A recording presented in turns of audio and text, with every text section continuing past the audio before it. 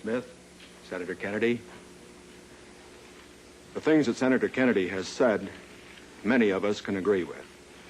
There is no question but that we cannot discuss our internal affairs in the United States without recognizing that they have a tremendous bearing on our international position.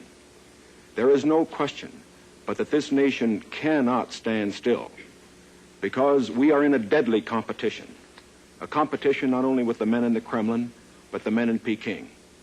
We're ahead in this competition, as Senator Kennedy, I think, has implied.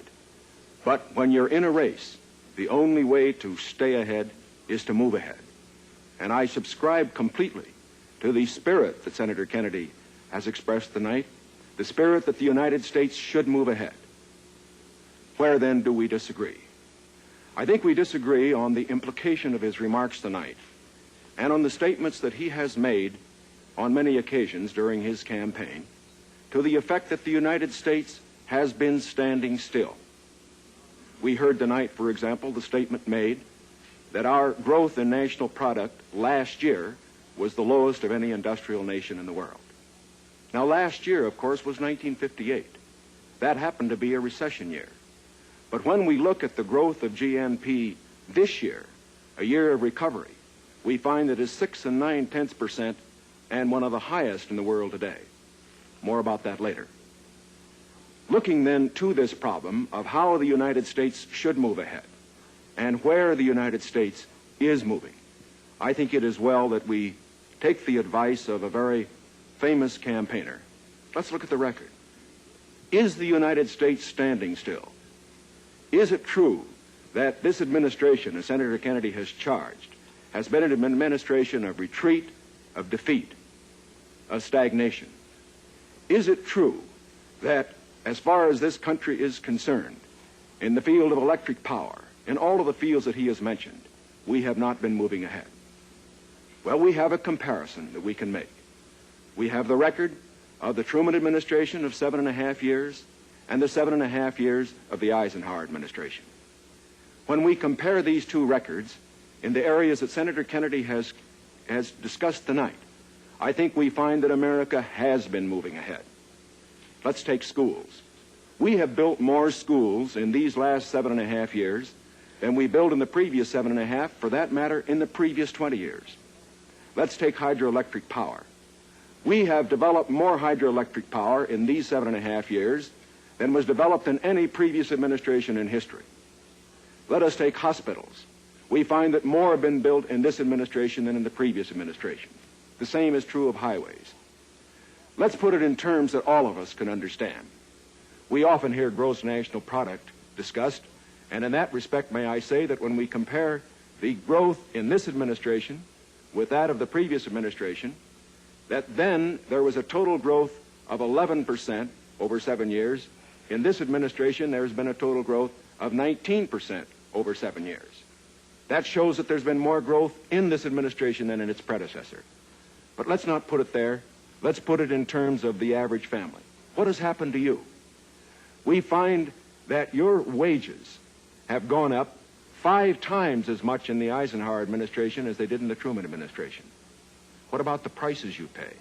We find that the prices you pay went up 5 times as much in the Truman administration as they did in the Eisenhower administration. What's the net result of this? This means that the average family income went up 15% in the Eisenhower years as against 2% in the Truman years. Now, this is not standing still.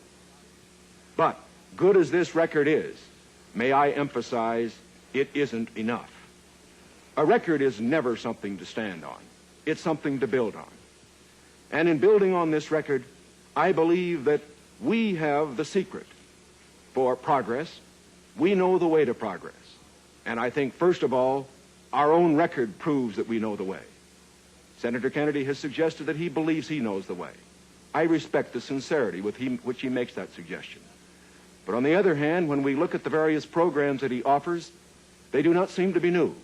They seem to be simply retreads of the programs of the Truman administration which preceded it. And I would suggest that during the course of the evening he might indicate those areas in which his programs are new, where they will mean more progress than we had then. What kind of programs are we for? We are for programs that will expand educational opportunities, that will give to all Americans their equal chance for education, for all of the things which are necessary and dear to the hearts of our people. We are for programs, in addition, which will see that our medical care for the aged is much better handled than it is at the present time. Here again, may I indicate that Senator Kennedy and I are not in disagreement as to the aim. We both want to help the old people. We want to see that they do have adequate medical care. The question is the means. I think that the means that I advocate will reach that goal better than the means that he advocates.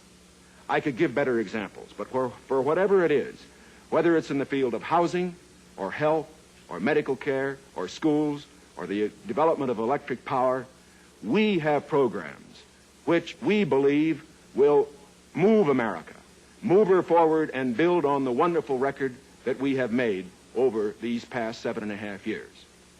Now, when we look at these programs, might I suggest that in evaluating them, we often have a tendency to say that the test of a program is how much you're spending.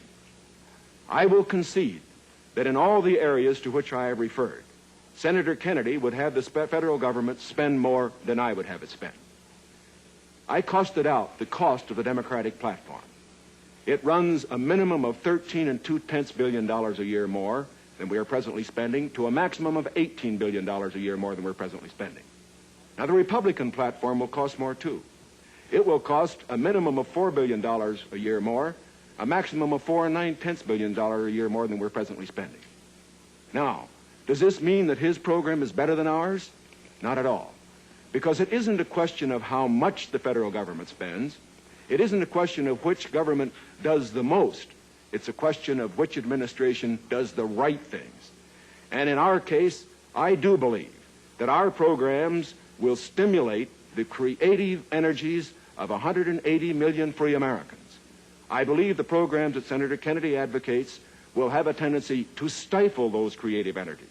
I believe, in other words, that his programs would lead to the stagnation of the motive power that we need in this country to get progress. The final point that I would like to make is this. Senator Kennedy has suggested in his speeches that we lack compassion for the poor, for the old, and for others that are unfortunate. Let us understand throughout this campaign that his motives and mine are sincere. I know what it means to be poor. I know what it means to see people who are unemployed. I know Senator Kennedy feels as deeply about these problems as I do. But our disagreement is not about the goals for America, but only about the means to reach those goals.